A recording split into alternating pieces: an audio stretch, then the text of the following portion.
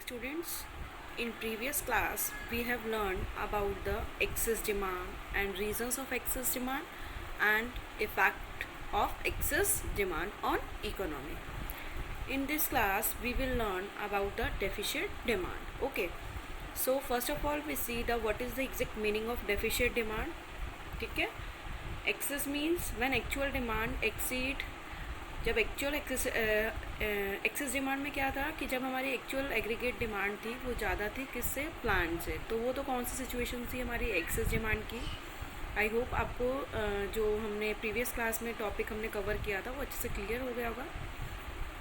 और आज जो हमारा न्यू टॉपिक है वो है deficient demand. Deficient demand refers to the situation when aggregate demand is less than the aggregate supply. It means जो हमारी एग्रीगेट डिमांड है वो एग्रीगेट सप्लाई से क्या हो जाती है, लेस हो जाती है, corresponding to full employment level of output in the economy. It means जो हमने प्लान की थी कि जो हमारी इकोनॉमी में हमने प्लान किया था कि जो डिमांड होगी वो होगी 10,000 यूनिट्स की। ओके, बट इकोनॉमी में डिमांड कितनी यूनिट्स की हुई, 8,000 यूनिट की। ठीक है, इट मीन्स हमने प्लानिंग तो कितने की थी, 10,000 यूनिट्स की इकोनॉमी की डिमांड हो सकती है, बट एक्चुअल में डिमांड कितनी यूनिट्स की हुई आपकी, 8,000 यूनिट्स की। इट मीन्स जो आपकी एक्चुअल डिमांड है वो क्या हो गई, 8,000। इट मीन्स प्लांट से क्या हो गई, लेस हो गई ना। ठीक है, तो ये कौन सी सिचुएशन होगी हमारी, deficit demand. Okay, The situation of deficit demand arises when planned aggregate expenditure falls short of aggregate supply at full employment level. ठीक है, अब the situation of deficit demand कब अराइज होती है, जब आपके एग्रीगेट एक्सपेंडिचर क्या हो जाते हैं, फॉल्स हो जाते हैं। इट मीन्स हम एक्सपेंडिचर क्या कर रहे हैं, कम कर रहे हैं, और सेविंग्स क्या कर रहे हैं, हम ज़्यादा कर रहे हैं। ठीक है, at the full employment level it give rises to deflationary gap. और ये किसको, कौन सी सिचुएशन को अराइज करता है, डिफ्लेशनरी गैप। एक्सेस डिमांड में कौन सी सिचुएशन अराइज हो रही थी, इन्फ्लेशनरी गैप की, और यहाँ पर कौन सी सिचुएशन अराइज होगी आपकी, डिफ्लेशनरी गैप की। Deflationary gap is the gap by which actual aggregate demand fall short of aggregate demand required to establish full employment equilibrium. कि मीन्स जो फुल एम्प्लॉयमेंट इक्विलिब्रियम एस्टेब्लिश करने के लिए जो हमें मीन्स फुल जो हमारा जो फुल एम्प्लॉयमेंट इक्विलिब्रियम जो पॉइंट था हम उसे इस्टेब्लिश नहीं कर पाते, बिकॉज आपका कौन सा गैप आ गया, डिफ्लेशनरी गैप। यहाँ पर जो आपकी एक्चुअल एग्रीगेट जो डिमांड थी वो क्या हो जाती है, फॉल्स हो जाती है, किससे, एग्रीगेट डिमांड जो हमारी प्लान थी। ओके, प्लानिंग तो कितनी की थी कि हमने 10,000 यूनिट्स की डिमांड होगी, लेकिन हुई कितनी की आपकी, 8,000 यूनिट्स की। ओके, तो now we see deficit demand with the help of this diagram. Okay, so in OX axis we represent income and OY axis we are going to represent AD and AS. Okay, you know AS जो curve है वो कहाँ से start हो रहा है आपका, zero से। ठीक है, और आपका AD मीन्स कि AD और AS ने कहाँ पर एक दूसरे को कट किया, मीन्स ये वाला कौन सा है आपका प्लान्ड और ये वाला कौन सा है आपका एक्चुअल। ठीक है, जो आपका AD है ना वो कौन सा कर्व है आपका, प्लान। ठीक है, और AD1 है वो आपका कौन सा है, एक्चुअल। ठीक है, सबसे पहले हम बात किसकी करेंगे, प्लान की। ओके, सबसे पहले देखते हैं कि जो प्लान AD आपका डिमांड कर्व है उसने AS कर्व को कहाँ पर कट किया, दोनों ने एक दूसरे को कहाँ पर कट किया, AD और AS ने दोनों को जो इक्विलिब्रियम पॉइंट था वो कट किया है दोनों ने एक दूसरे को E पॉइंट पर। ठीक है, इट मीन्स E कैसा पॉइंट है, इक्विलिब्रियम पॉइंट है, जहाँ पर आपको क्या मिल रहा है, फुल एम्प्लॉयमेंट। इट मीन्स इस पॉइंट पर सबको क्या मिलेगा, इक्विलिब्रियम मिलेगा। ठीक है, लेकिन हुआ क्या, जो आपकी सिचुएशन अराइज हुई है डेफिशिएट डिमांड वाली, वो क्या हुई कि जो एक्चुअल एग्रीगेट डिमांड थी वो आपकी रिड्यूस हो गई। तो AD1 जो था वो आपका कैसा डिमांड कर्व है, एक्चुअल। इट मीन्स जो आपकी एग्रीगेट डिमांड थी वो हुई कितने की आपकी, फॉल्स हो गई ना। तो एक्चुअल वाली जो एग्रीगेट डिमांड कर्व है AD1, और AD1 और AS सप्लाई करने, एग्रीगेट सप्लाई और जो हमारा एक्चुअल एग्रीगेट डिमांड है AD1 और AS ने दोनों ने एक दूसरे को कहाँ पर कट किया, इस F पॉइंट पर। तो F क्या हो गया आपका, न्यू इक्विलिब्रियम पॉइंट हो गया। इट मीन्स ये क्या हो गया, यहाँ पर आपकी जो प्लान जो थी, प्लान एग्रीगेट डिमांड, उससे जो हमारी एक्चुअल एग्रीगेट डिमांड है वो क्या हो गई, रिड्यूस हो गई, और इक्विलिब्रियम पॉइंट भी हमारा E से कहाँ पर शिफ्ट हो गया, F। ठीक है, तो जो ई से एफ के बीच का जो गैप है, ये गैप है, ठीक है, ये जो गैप है ये कौन सा गैप होगा आपका, डिफ्लेशनरी गैप। जो ईजी आपको गैप शो हो रहा है ना इस डायग्राम में, तो ईजी आपका क्या है, ये डिफ्लेशनरी गैप। तो जो ईजी गैप है, दिस गैप जो है वो आपको रिप्रेजेंट कर रहा है क्या, deflationary gap. This gap is known as deflationary gap. Which gap, EG gap, ठीक है। तो डिफ्लेशनरी गैप वहाँ पर तो क्या होता था आपका, इन्फ्लेशनरी गैप में तो क्या होता था कि जो आपकी एक्चुअल एग्रीगेट डिमांड थी वो एक्सीड हो जाती थी किससे, प्लांट से। इट मीन्स हमने प्लानिंग तो कितने यूनिट्स की थी, 10,000 की, लेकिन एक्चुअल में आपकी डिमांड कितने की हुई, 12,000 यूनिट्स की। यहाँ पर हमने प्लानिंग कितने की 10,000 यूनिट्स की, लेकिन जो डिमांड हुई वो कितनी यूनिट्स की हुई आपकी, 10,000 यूनिट्स की। ओके, क्लियर है। तो हमने डिफ्लेशनरी गैप, जो डेफिशिएंट डिमांड था उसको किससे समझा, डायग्राम से, और ये जो था वो कौन सा था, कौन सा गैप है, डिफ्लेशनरी गैप। अब जो आपका डेफिशिएंट डिमांड है उसके जो रीजंस हैं वो सारे क्या हैं, आपके अपोजिट हैं, किसके, जो हमने एक्सेस डिमांड में जो पढ़ा था ना उससे ये क्या है, टोटली अपोजिट्स हैं, किसके, जो डेफिशिएंट डिमांड के जो कॉजेज हैं। So now we are going to study about the main causes for deficient demand, कि डेफिशिएंट डिमांड के कॉजेज क्या क्या हैं।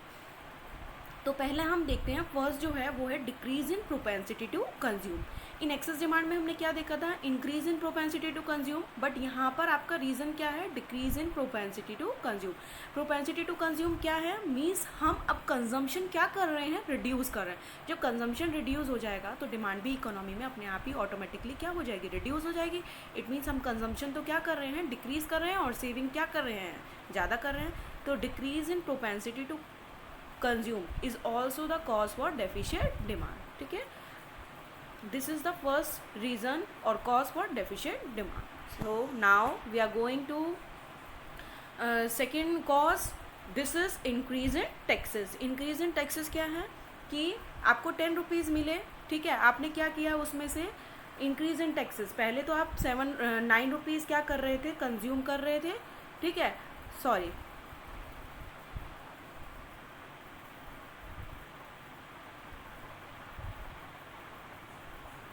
ठीक है, पहले क्या हुआ, आप 9 रुपीज़ तो क्या कर रहे थे, कंज्यूम कर रहे थे, ठीक है, और 1 रुपीज़ क्या कर रहे थे, आप क्या पे कर रहे थे, अपना टैक्स पे कर रहे थे, ठीक है।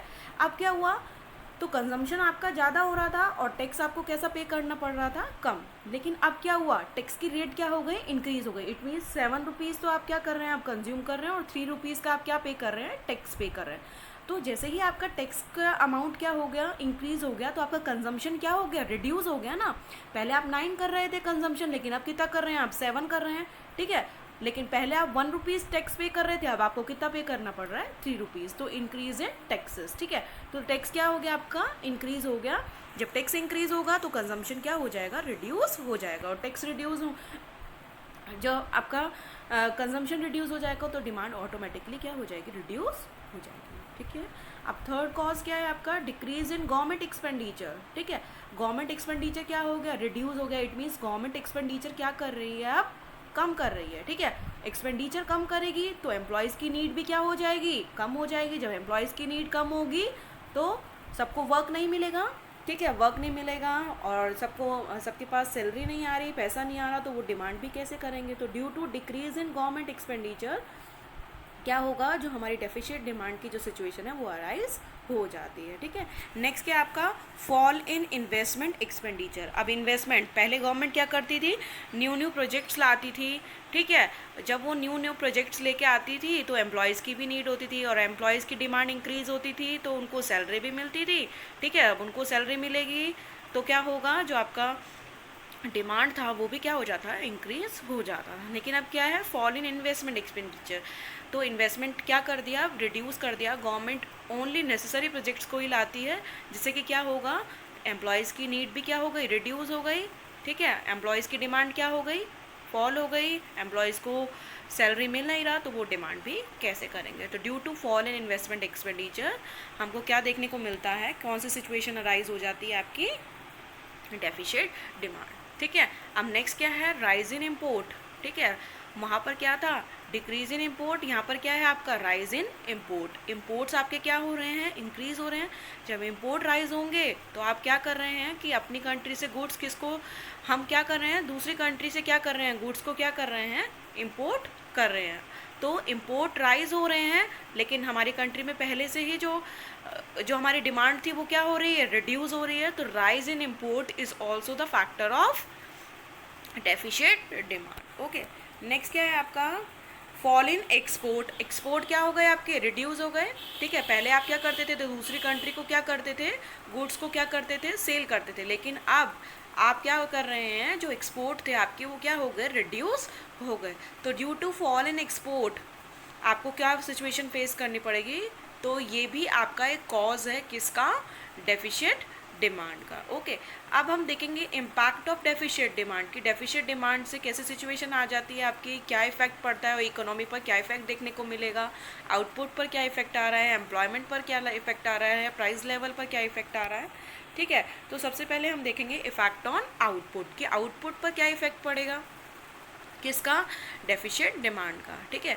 तो आउटपुट, क्या प्रोडक्शन को हम इंक्रीज कर पाएंगे, क्या पहले से ही जो हमारे पास गुड्स रखी हुई हैं स्टॉक वो ही कंज्यूम नहीं हो पा रहा, तो क्या हम जो हमारा आउटपुट है, क्या जो प्रोडक्शन है वो इंक्रीज करेंगे, क्या नहीं।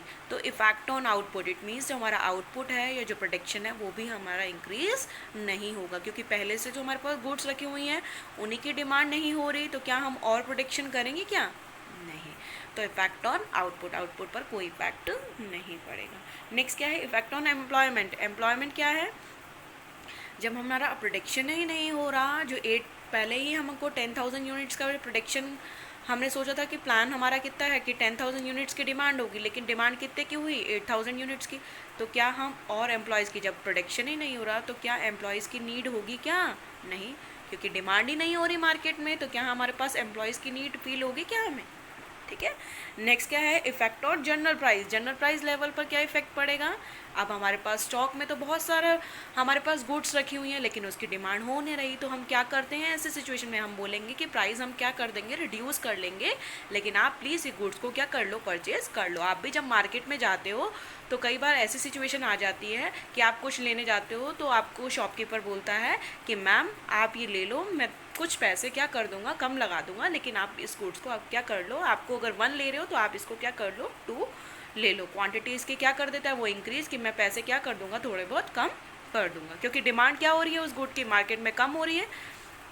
ठीक है, लेकिन सप्लाई तो एज इट इज़ है ना, तो यहाँ पर भी जो आपके जनरल प्राइस लेवल थे वो क्या हो जाते हैं, रिड्यूस हो जाते हैं। ठीक है, thank you students, I hope ये डेफिशिएट डिमांड वाली सिचुएशन आपको अच्छे से क्लियर हो गई होगी। ये टोटली अपोजिट है किसकी, एक्सेस डिमांड की, तो इसको अच्छे से आप क्लियर कर लेंगे। नेक्स्ट क्लास में हम कंटिन्यू करते हैं हमारे चैप्टर को, और वो हमारे क्या होंगे, measures to control deficient demand. Okay, thank you, have a nice day.